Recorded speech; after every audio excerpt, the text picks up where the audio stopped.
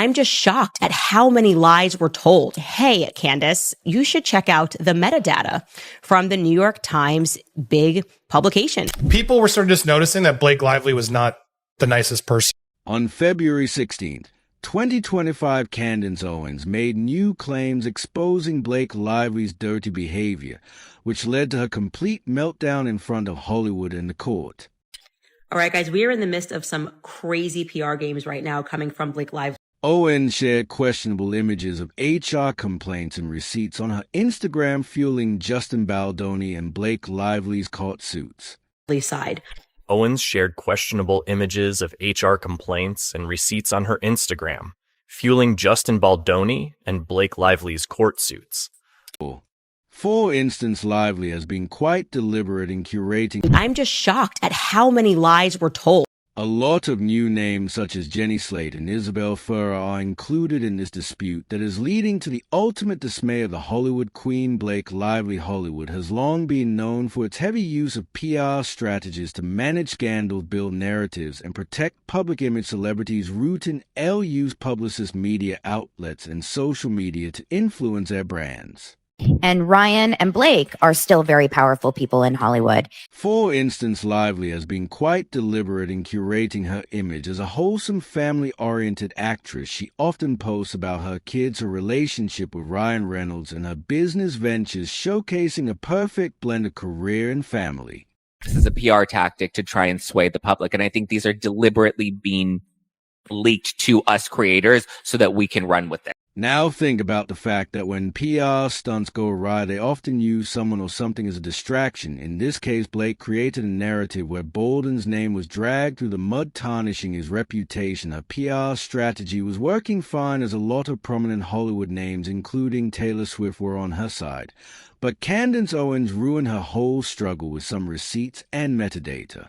Through the New York Times metadata and showed you that this woman had posted on X and essentially just like blared it out to the Candace Owens' investigation into Blake Lively and Ryan Reynolds' supposed hidden agenda is one of those moments where you can practically feel the aha moment drip out of every word. So I became aware a couple of weeks ago that somebody in Blake Lively's camp was shopping around what they claimed to be HR complaints to various tabloids and publications, namely TMZ, Daily Mail, and the New York Post. This is Owens' Instagram video that she published on February 16th, 2025, and oh boy, this revealed how desperate Lively, Ryan, and their PR team are getting to take down Baloney. They are shopping, meaning using tons of money to shape the narrative of their infamous lawsuit. And these HR complaints saying these were real and these were ignored, all painting Justin Baldoni to be a monster. OWS paints Blake and Ryan as Machiavellian masterminds plotting and scheming in the background like some sort of over-the-top Hollywood villain. According to Owens, their public personas are nothing but a front to distract us from their true goal, taking down Justin Baldoni. I mean, really, does it get any more dramatic than this? Interestingly enough, all of these publications, which are known to just like publish whatever, they publish things about me that are completely untrue, they don't care about defamation or anything like that, all declined to publish this. This proves how much Lively and Ryan are alone in this journey. Previously, at the beginning of their lawsuit, Lively used the New York Times to shape the narrative and get the sympathies of Hollywood and the media. She filed complaint against Baldoni on the 20th of December, 2024, and asked the New York Times to publish an article about her on the 21st of December.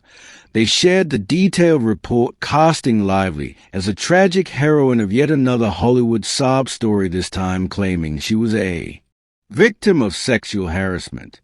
She claimed all of these people acted in bad faith and conspired to damage her career after she raised concerns about what Baldoni was allegedly doing on that set. This timing of a New York Times article in her lawsuit was not a coincidence. Candace Owens proved it in one of her videos. Lively used her money to convince the New York Times to write a sob story about her and initiating the Me Too movement that led feminists and Hollywood actresses to boycott Baldoni. So Thursday, for the finale, we did, essentially, I walked you through the New York Times metadata and showed you that this woman had posted on X and essentially just like blared it out. This article contains a lot of accusations against Baldoni. Lively claims she was sexually harassed during the shooting of It Ends With Us, along with getting fat shamed by Baldoni. He made her uncomfortable on the set of this movie. I mean, we've just, been through the Me Too movement. We've heard all sorts of serious allegations of sexual harassment. When Bolden's lawyer Brian Fredman took these allegations to the court, he claimed there is a difference between sexual harassment and sexual assault, and expressed doubt about whether Lively's allegations reached the legal threshold of assault, as none of her claims seemed to match that definition. There was no evidence of physical sexual assault on the set of the movie. Blake Lively, if she was sexually harassed to such a degree in this film and in this situation, she wouldn't have returned. On top of these weak claims, Candace Owens took her sweet time in extracting metadata from the New York Times' website, and it completely flipped Lively's melodramatic sob story into a case study on dishonesty and behind-the-scenes manipulation. How unfortunate for Lively. Is he even says we now have a concrete timeline, which we believe implicates Blake Lively. And I mean, come on. I was the psycho who put together the timeline. Brian Fredman has used this metadata and timeline in his lawsuit, and to the ultimate dismay of Lively, the court has accepted. You guys have been sending me those tips, tagging me and stuff, and I've just been presenting it to the public and putting together a timeline to pull things together. I think he will eventually subpoena Taylor Swift, but here's what's even greater. In this whole grind, the poor, or I must say evil, New York Times suffered Justin Baldoni has filed a lawsuit of defamation in the New York Times, claiming $250 million in it after seeing the ruined reputation of the Times. And it's getting part of a lawsuit. It is natural that all other media outlets feel hesitant to buy the so-called sob story of the evil Hollywood queen. Main reasons being that these complaints coming in were heavily redacted, and yet when they reached out to the person that was shopping them and was like, hey, like, we have some basic questions about this. Like, why are you blacking out the dates? Why are you blacking out the complainant? So what do Lively and Ryan do here? They turn to influencers and TikTokers to shape their narratives. So you start leaking to TikTokers, independent journalists, because you view these people to be stupid, right? So you're like, okay, they'll absorb the risk. They'll definitely publish this if they think that they have an exclusive. They have sold their HR complaints to so-called influencers and TikTokers who have distributed 3 disturbing HR complaints across the internet. The HR complaints lodged against Justin Baldoni, as described by Blake Lively, are troubling on the surface, yet they raise more questions than answers when you examine the details. At the heart of this issue is the nature of these complaints, the timing of their emergence, and how crucial information has been mysteriously redacted. They got a little iffy on the details, and they didn't want to take the risk for potentially being sued for defamation without being able to legitimately confirm that these were real. The official complaints themselves are said to center around Bolden's inappropriate behavior during the production of It Ends With Us. Summary of complaint. Complainant is clearly traumatized in her verbal account of incident. Director Justin Baldoni approached complainant and asked her to speak privately. He asks complainant if she has ever had an orgasm on camera. However, when you dig into the details, it becomes clear that the actual nature of the allegations is not fully disclosed. Some information has been redacted or left vague, making it difficult to assess whether these complaints are rooted in truth or exaggerated claims. She asks why this is necessary to know, since a climax is not scripted in the scene. Baldoni then leans close to complainant's face and whispered, I think we should go ahead and add it in. Show me what you got. In this video, you can clearly see how Lively has blackened a lot of information and dates, making this HR complaint vague and unrealistic. Candace Owens claimed that this blackened information is a major reason these HR complaints are highly unreliable. Complainant told Baldoni she did not want to do the scene. He told her she couldn't hold up filming by refusing. Complainant began improvising the scene, making what she perceived to be noises of a sexual nature. If you're going to fabricate or at the very least exaggerate a scandal, at least try to make it believable. The complaints against Justin Baldoni read like they were drafted by an overly dramatic screenwriter attempting to spice up a courtroom drama. Baldoni's face was so close to complainant's that she could feel his breath, causing her face His breath missed at her face, really. That's the kind of poetic nonsense one expects in a bad romance novel, not an official complaint. If this is a level of detail we're taking seriously, then I assume every heavy-breathing actor in Hollywood should be expecting an HR visit soon. He was so close to her for so long, his breath on her face necessitated her makeup needing to be redone. Along with this exaggerated claim, there's another one regarding the intimate embrace and the additional sexual climax scene claims that add nothing but spice to the courtroom drama. Complainant began improvising the scene, making what she perceived to be noises of a sexual nature. Baldoni placed either of his hands on complainant's outer thighs and stated, "Come on, you can do better." So what is the whole background story of these HR complaints? Well, Brian Fredman discussed a possible lack of official HR complaints against Baldoni despite some claims of sexual harassment. This lack of complaint against him proves his innocence. To fix this problem, Lively went around to buy some HR complaints against Baldoni in an attempt to weaken his lawsuit and ruin his career. At last, she succeeded in getting 3 complaints against him. These HR complaints are filed with Sony, which according to Candace is a shock everyone is discussing and trying to make sense of how Sony got into this whole drama. Why were the Wayfair complaints registered with Sony? It seems like it is another power game of Blake Lively and Ryan Reynolds.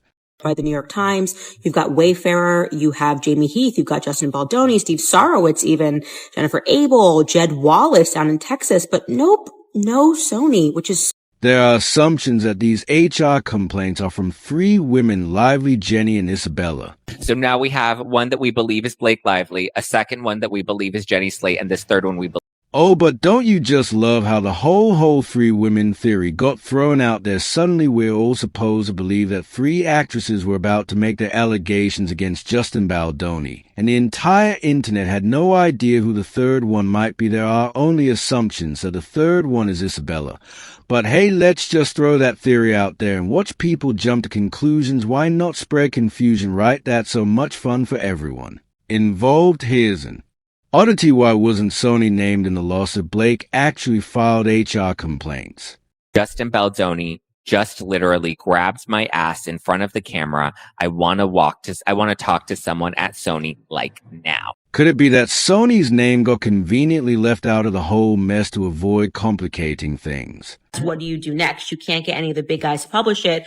So you start leaking to TikTokers, independent journalists, because you view these people to be stupid, right? So you're like, okay, they'll absorb the risk. They'll definitely publish this if they think that they have any.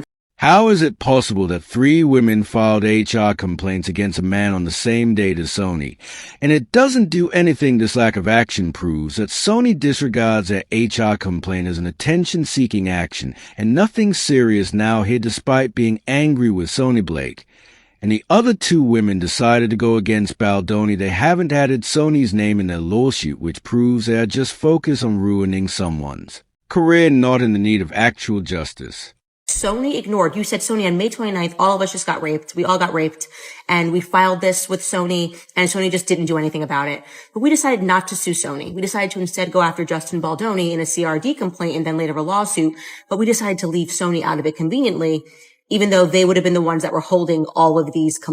Now let's delve into a few details of all 3 HR complaints. Previously, we have shown you some glimpses of an HR complaint that is believed to be from Isabella. Now, we are going to discuss the HR complaint of Blake Lively, or everyone speculates it to be Hayes. Complainant was in her car with driver blank and Mr. Baldoni. He started talking about how he had been severely addicted to pornography and had sexual encounters where he didn't take no for an answer or did not receive consent when asking for it. So here's the riveting tale of Blake Lively's complaints. During filming, it starts with her sharing a super shocking encounter with her boss and director Justin Baldoni, who felt the need to open up about his severe addiction to pornography and past sexual encounters. Now it is obvious that the reason for this conversation is related to their movie, which is based on domestic violence, romance, and sexual scenes. It is natural for the main leads to discuss every aspect of these scenes to make their movie realistic. That's why even though the whole conversation was recorded in the dash camera, Baldoni was unfazed by it. What is shameful in hiding professional conversation with your actress? At a time when complainant was on set, dressed in the gown and ready to film, Baldoni stopped filming to relay to complainant that she should be nude in the scene. She stated it was not written or planned that way. Different raw footage on Bolden's website proved that all the scenes and accusations related to the childbirth scene in this movie are innocent, and nothing evil happened behind scenes. Probed, she asked Mr. Baldoni to turn the monitors off so that her naked butt wouldn't be broadcast to the cast and crew. He turned them off, then asked complainant to look at a script note. Raw footage along with other messages on Bolden's website prove this HR complaint is wrong. Nothing like this ever happens. Or if it happened, things don't happen like how Lively is painting. Blake Lively and Justin Baldoni interacting as themselves, knowing that this is all on video and that this is going to be used to create this dance scene. And no such moment is. After Blake, let's delve into other HR complaints. Oh, by the way, these complaints are a bit interesting as they contain some drama and action to not only the so-called Celeb story. Mr. Baldoni put his bare hands on her butt and said that he was trying to help her posture. Complainant immediately voiced her displeasure with being touched on an intimate part of her body, and Mr. Baldoni responded with, "It's fine, I'm totally hot for my wife," in a dismissive tone. This complaint is believed to be from Jenny Slate, who played the role of Alyssa in It Ends With Us. The Jenny Slate incident, where Baldoni allegedly grabbed her buttocks, is brought up as an example of an event that may be controversial but possibly lacks context to determine whether it qualifies as sexual harassment. This incident didn't comply with the legal definition of sexual harassment. In fact, it is more likely an incident where the producer is helping his actress by correcting her posture and trying to keep her calm to sustain the peace on his set. Complainant relayed to Mr. Baldoni that it did not matter what his relationship with his spouse was like, that he did not have permission to touch her inappropriately. Baldoni then responded, "Oh no, better go see HR," to which complainant replied, "I will." Now let's talk about the fun of misinformation. See, we all love a good conspiracy theory, right? And the people leaking these documents know exactly what they're doing. Make it confusing, make it muddy. Who cares if it's true? Throw enough dirt and suddenly no one knows what's real anymore. That's a classic PR strategy that Blake has successfully pulled out by retracting important details from these HR complaints. Isn't it convenient that crucial details are conveniently redacted? We're expected to take these allegations at face value without knowing the full story. Approximately 3 hours later, Baldoni approached complainant and stated that he was sorry that they got off on the wrong foot. Complainant stated, she replied, "You got off on the right, you got off all right, but it had nothing to do with your feet," and walked away from Baldoni. This proves that the buttock scene was an accident, and Baldoni apologized to make things even with his actress proof of a helpless director dealing with Brady actresses. The third HR complaint that we discussed previously was on as Isabella's alleged complaint revolves around uncomfortable behavior with Baldoni supposedly getting too close and possibly crossing personal boundaries. But hey, if we take the word of some sources, it's all just a misunderstanding, right? I mean, who hasn't gotten so close to someone that their breath ruined their makeup? It's such a classic director's move, right? Virtually locking her in place in a very intimate embrace, she relayed. Complainant's blank then arrived on set, and complainant waved her over, at which point Baldoni broke the embrace.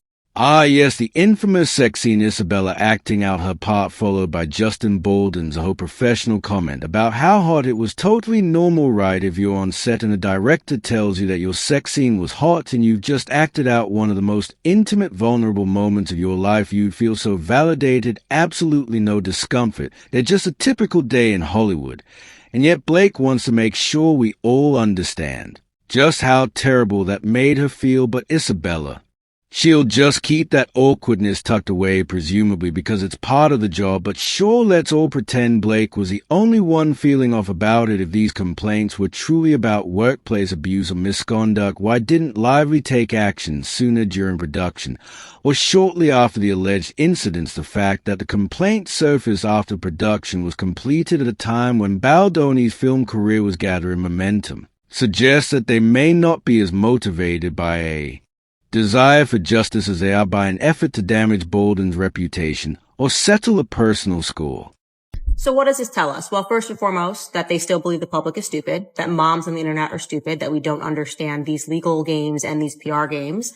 And we keep proving that to be wrong time and time again. But let's just keep going with this strategy, Blake's PR. Additionally, the timing of these complaints coinciding with live growing presence in the media is almost too perfect. The whole situation unfolds at a moment when Hollywood is paying close attention to gender dynamics and public sentiment is primed for these kinds of discussions. But the timings and absurdity of the complaints are not the only things questionable in these HR complaints. It is the attitude of Isabella and Jenny. So Isabella and Jenny have mysteriously gone silent after the lawsuit.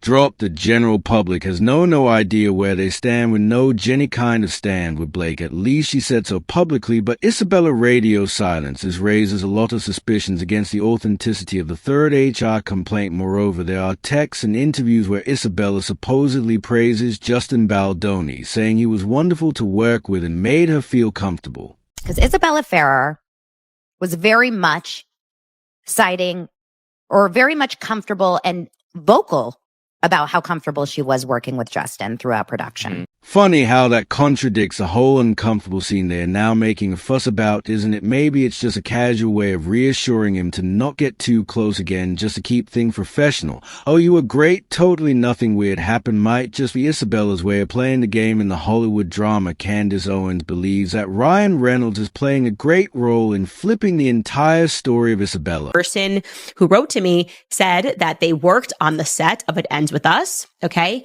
And that the villain in this entire story is not Blake Lively, it's not Justin Baldoni, but it is Ryan Reynolds. Oh, I can just imagine Ryan Reynolds with his dazzling smile sitting across from Isabella, saying, "Come on, girl, you've got to back us on this stick." With Blake claim you felt unsafe, and the world is yours. It's as simple as that. Right after all, how hard is it to make a starlet remember the tiny details that would perfectly fit into a narrative? I mean, it's not like Ryan is anyone to sway her right. These are a few reasons no sane media outlet wants to buy the exaggerated. It's a story of lively let's talk.